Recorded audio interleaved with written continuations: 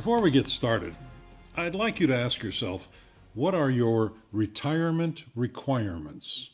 What is it that you feel is the most important thing for you to achieve during retirement? You should really only have two.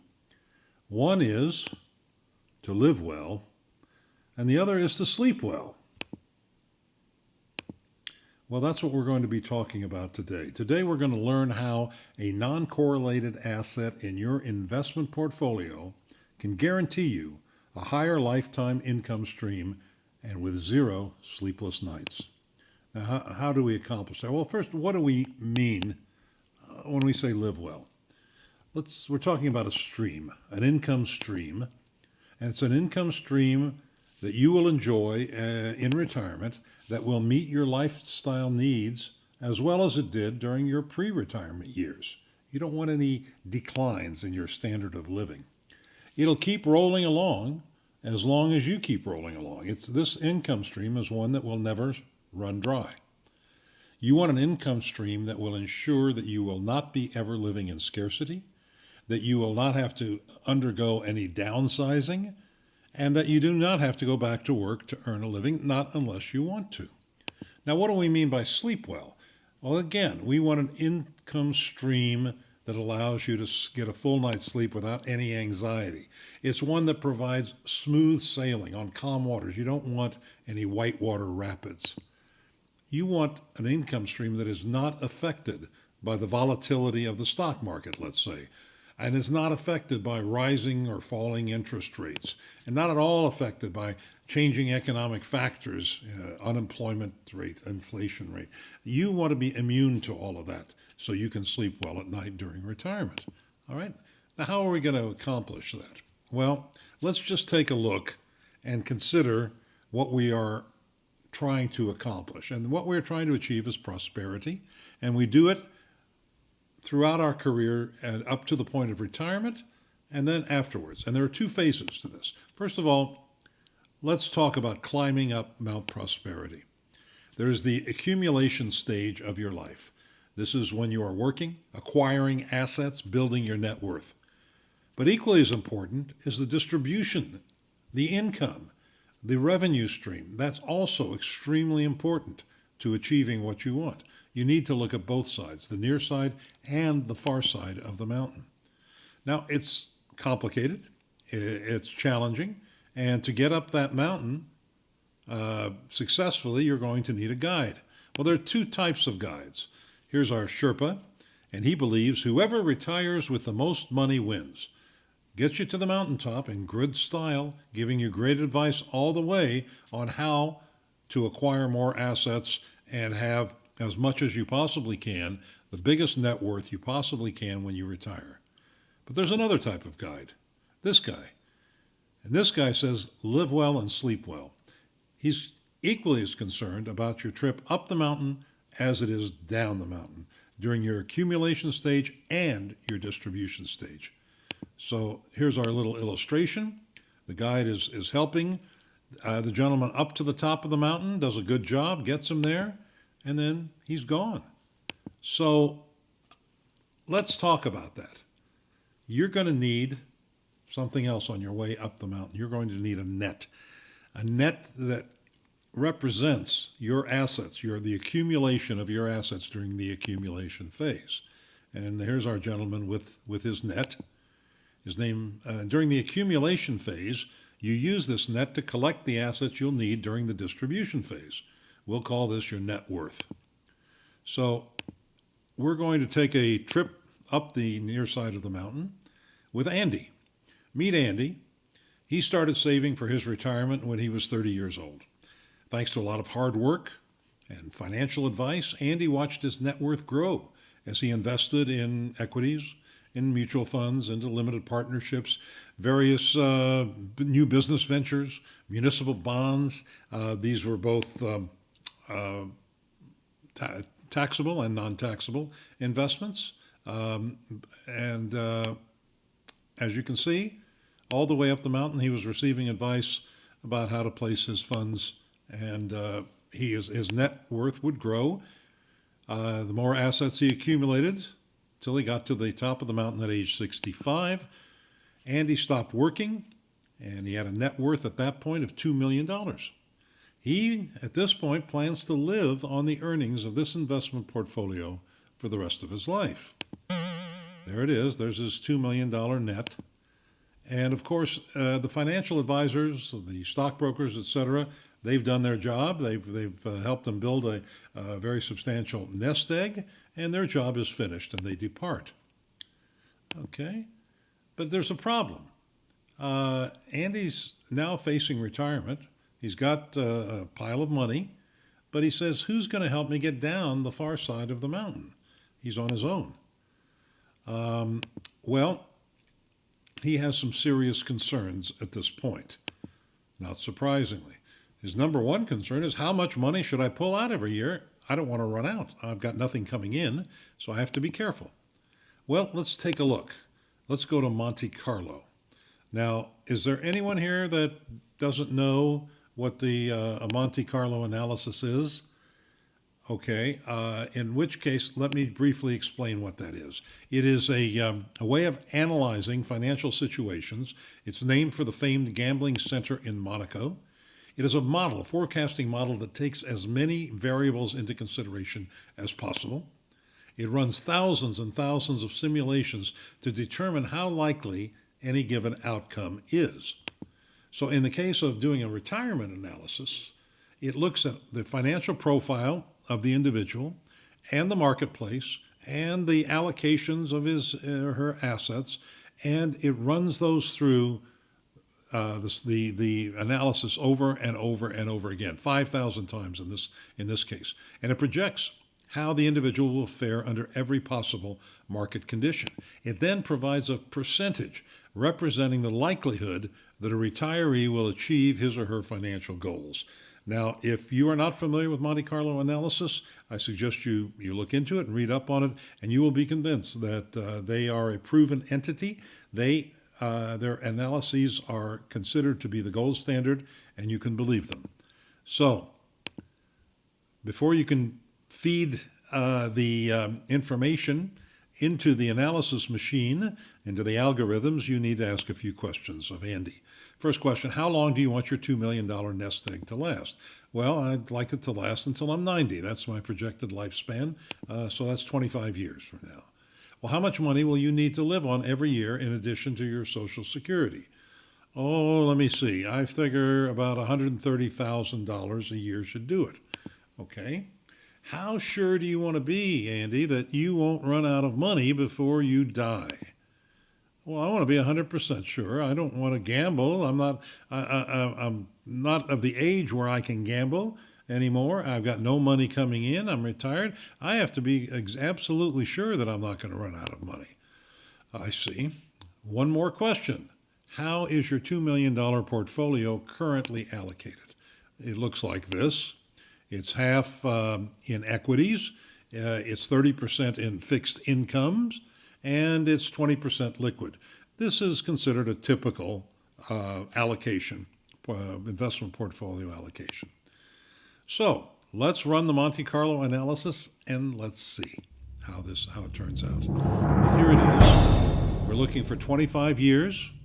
We're looking at a $2 million portfolio balance today.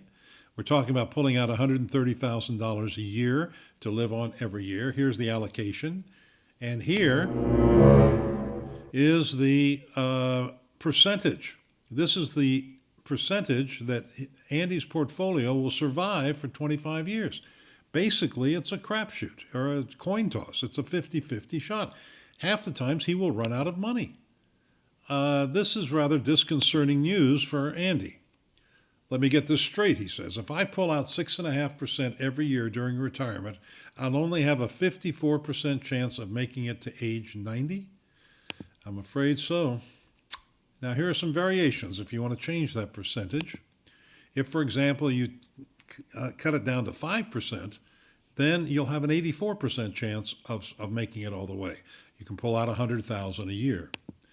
Well, if you go down to 4%, you'll have a pretty good chance, 96% chance of surviving, but you'll only be able to pull out about $80,000 a year. If you want to be 100%, you got to go all the way down to 3% a year. That's all you can take out. And that's $60,000 a year to live on.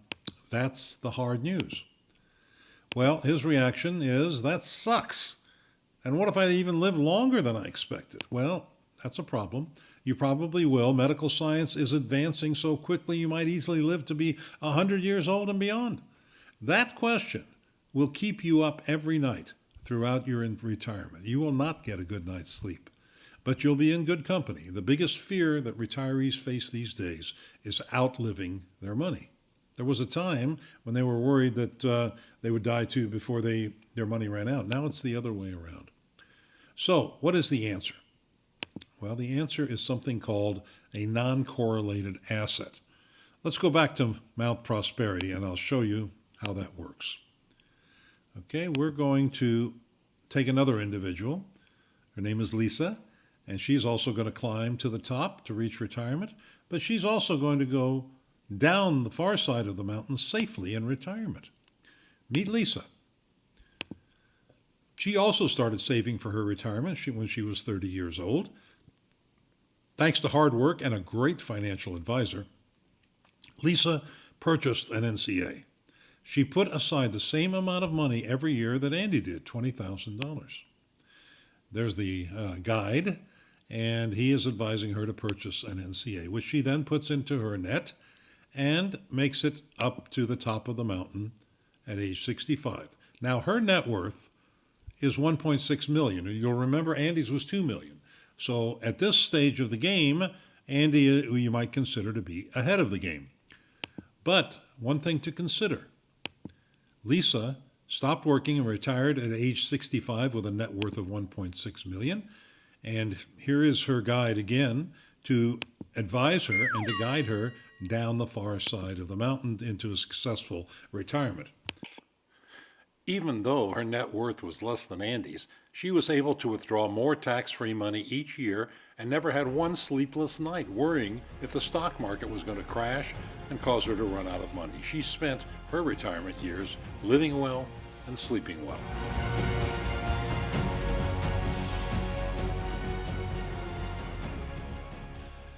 So the very important question, who is better off, Andy or Lisa? Even though Andy reached retirement with a bigger net worth, it was Lisa who spent her post-pinnacle years living well and sleeping well, all because she owned an asset that put more money into her pocket every year for the rest of her life, all because of her NCA. So what is an NCA?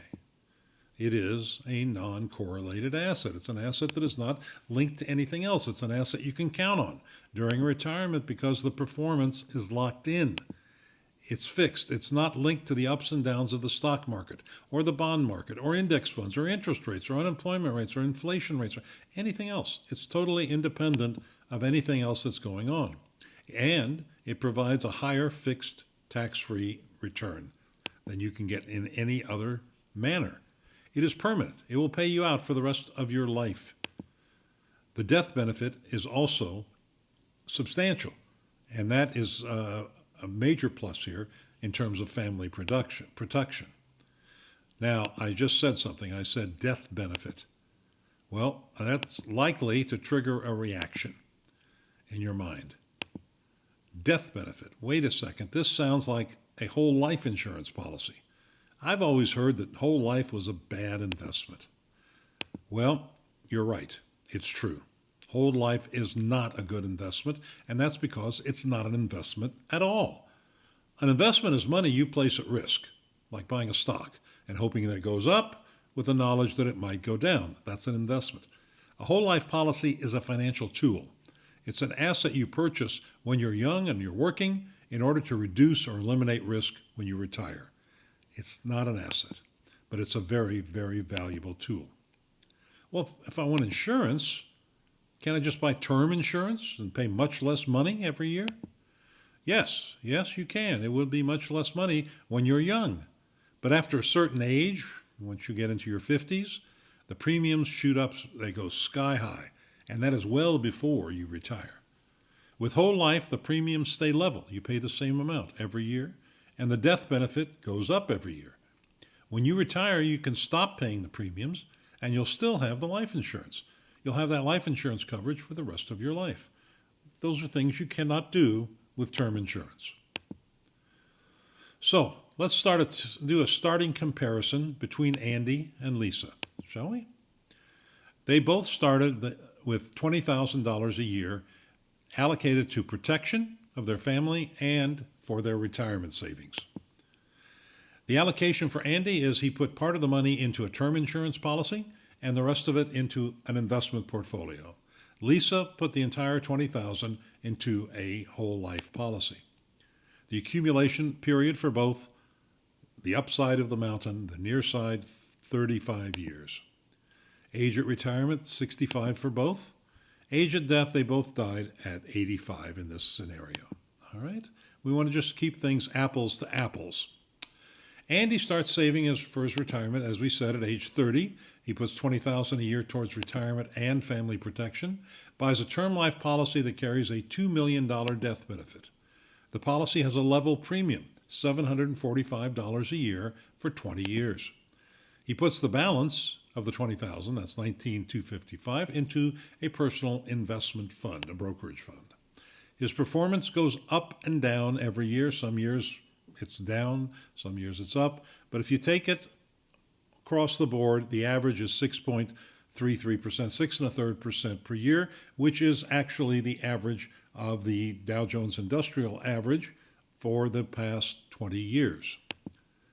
Lisa also starts saving for her retirement at age 30, just like Andy. She also decides to devote $20,000 towards retirement and family protection. She buys a whole life policy for $20,000 a year. It carries a beginning death benefit of just under $1 million. So if she passes away right at the beginning, her family receives $1 million. Okay, let's move the clock ahead and see how things are faring 20 years down the road. By age 50, Andy's investment portfolio, his net worth, has grown to $757,000. Not bad. The annual premium for his life insurance policy, however, jumps from $745 to $13,000. Well, that's ridiculous. He can't pay that, and he decides to cancel it.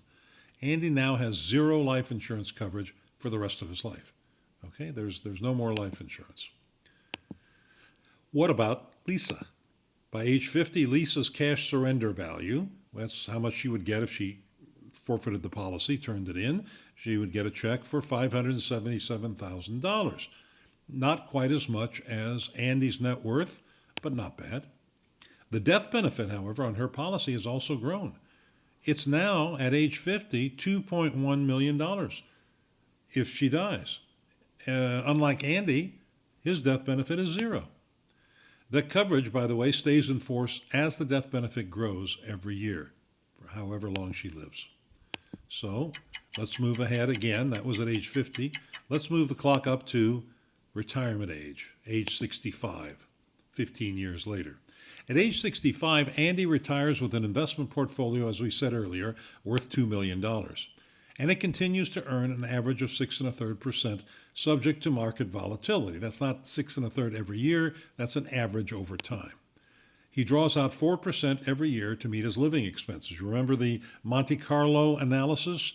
That's how much he can pull out and still enjoy a 96% chance of not outliving his money. The distribution is taxable. However, it's taxed at the capital gains rate. Anything over his basis is taxed at the capital gains rate of 15%. He begins his retirement at age 65 by drawing out $84,000. By age 85, 20 years later, his annual distribution has risen from $84,000 up to $105,000. Andy dies at age 85. His family receives $2.5 million from his, and all of that's subject to estate taxation. That's his portfolio that they inherit. Okay, let's take a look at Lisa at this stage in her retirement. At age 65, she also retires. The cash surrender value of her policy now has grown to $1.66 million, not as much as Andy's $2 million. The death benefit on her policy has also grown. It's now $3.5 million. Should she die the day after she retires, that's what her family receives. Unlike Andy, should that befall him, his family gets nothing. She draws out $130,000 every year to meet her living expenses. That amount is fixed. It does not fluctuate. Regardless of what the market is doing, she receives a check every year for $130,000, regardless. That's called peace of mind. The distribution is tax-free. It is regarded as either return of principal or as proceeds of a loan, neither of which are taxable. By age 85, her distribution remains at $130,000 a year. Lisa dies at age 85, and her family and her heirs receive a tax-free $1.45 million death benefit. Okay. The question is, who wound up better off, Andy or Lisa? Well, now it's time to look at the numbers to answer that question. All right, let's take a peek at Andy's accumulation phase. Here he starts at age 30. He's paying in $745 to his 20-year level premium term insurance policy. He's investing $19,000. And here is the beginning portfolio balance every year. Okay, on that he earns 6 1/3%. There's his earnings. Now that is taxed, so this is the after-tax earnings, and this is the ending portfolio balance. Okay, during the first 20 years, he has a $2 million death benefit in place. But after year 21, after age 50, he has zero, no death benefit. At that point, he cancels the term insurance policy because it's ridiculously expensive, and he is now able to invest the full $20,000 every year into his investment portfolio. At the end of 35 years, at the time of retirement, Andy has a little over $2 million in his investment portfolio. Okay? Now let's move on and take a look at Andy's distribution phase. This is the far side of the mountain. Starting at age 66, he starts with that $2 million balance. He's earning on that 6 1/3%. On the average, it goes up some years, so you might have several years where he's down. After-tax earnings, after those earnings are taxed, you add that back into the principal and you take 4% of it. That's this number right here. Okay? And the portfolio balance after the distribution is made. First year he pulls out $84,000, and that goes up, seeing as how the portfolio is earning 6% and he's pulling out 4%, so there is some growth. So by the time he dies at age 85, he's pulling out $105,000 per year. Okay, and the portfolio balance at that time is $2.5 million. Now you might ask, why does he need to have this? Well, this is the cushion. If he pulls out more money than 4% every year, and he has 2 or 3 negative years in a row because of the volatility of his investment portfolio, he will be ruined. He will be wiped out. So to avoid that from happening, he must maintain this balance in his portfolio to keep him from exposing himself to such a risk. That is the truth of the situation. Now let's take a look, by contrast, at Lisa's two sides here. Lisa's accumulation phase, she starts again at age 30. She buys a policy for $20,000 a year. It starts out with a rather modest cash value in the beginning, but that cash value grows and grows and grows until she retires. It's got a $1.6 million cash value that she can turn into cash at any time she chooses. Okay? It's not the same as Andy, who had $2 million, but it's, as I said, it's not bad. The death benefit starts out at $1 million. It soon reaches $2 million. Well, not soon, but at age 50, it reaches $2 million. And by age 65, it's almost $3.5 million death benefit. Now, why does she need such a large death benefit at age 65? In order to make the distribution phase possible. That's the key here for you to understand. Let's take a look. By the way, she also paid in a total of $700,000. They both paid in $700,000. Okay, now let's take a look at her distribution phase. Lisa's distribution phase, she pulls out a steady $130,000 every year during retirement. The cash value, as you can see, begins to decline. Anything she pulls out of the cash value that is in excess of her basis is considered taxable. But if she just pulls out the basis, that's return of principal and is not taxable. So once she's exhausted that, then she establishes a loan. This is all done automatically.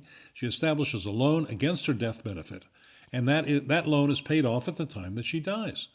Okay, so this death benefit column here reflects what the death benefit will be less the repayment of any loans. So what happens is she has a steady income of $130,000. At the end of her life, there's still a cash value there, and the death benefit that her family receives is $1.4 million. So I think that answers the question. Total distributed to her, $2.6 million over her retirement. So I think that answers the question about which of the two comes out better. But just in case you're unclear, let's do an ending comparison. Total paid in during the accumulation pre-retirement phase, $700,000 each. That's $20,000, 35 years. Net worth at retirement, Andy, $2 million. Lisa, 1.6. Okay, so Andy gets the star there. Average annual withdrawal during retirement. Andy, if you take an average of those 20 years, he's drawing out an average of $94,000 a year. It's 4% of what he's got. He can't do any more than that or else he exposes himself. Lisa pulls out $130,000 every year, and it's a steady income. Taxable distribution, yes. Andy's distribution is taxable. Lisa's distribution, not taxable. She wins that round. Volatility, very volatile. Andy's income varies depending on the market performance and other economic factors. That causes him to lose sleep at night. Lisa, on the other hand, sleeps soundly every night because her income is fixed. It is a non-correlated asset. She wins that round. Death benefit at the time of retirement, Andy's is zero. He can't afford any more term insurance. Lisa's is almost $3.5 million, non-taxable to her heirs should she die at that point. That's a winner for her. The death benefit at the time of death, Andy, nothing. Lisa, $1.4 million to her heirs, non-taxable. She wins that. So, the winner is Lisa. Now, how did she manage this? How was Lisa able to successfully meet her retirement requirements? What allowed her to live well during retirement and to sleep well during retirement?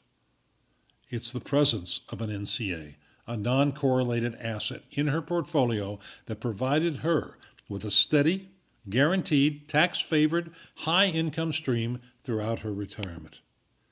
Do you want to see if you qualify? Is there any reason that you wouldn't want to see if you qualify for this? I don't think so.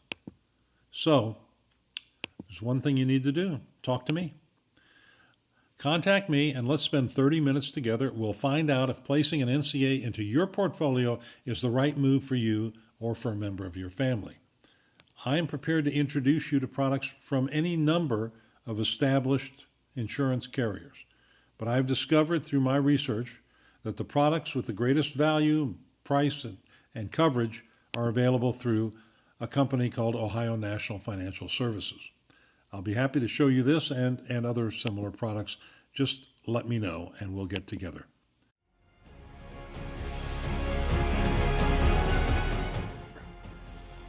He or she who reaches the mountaintop with the greatest net worth is not the winner. The winner is the one who makes it down the far side of the mountain in comfort and in security.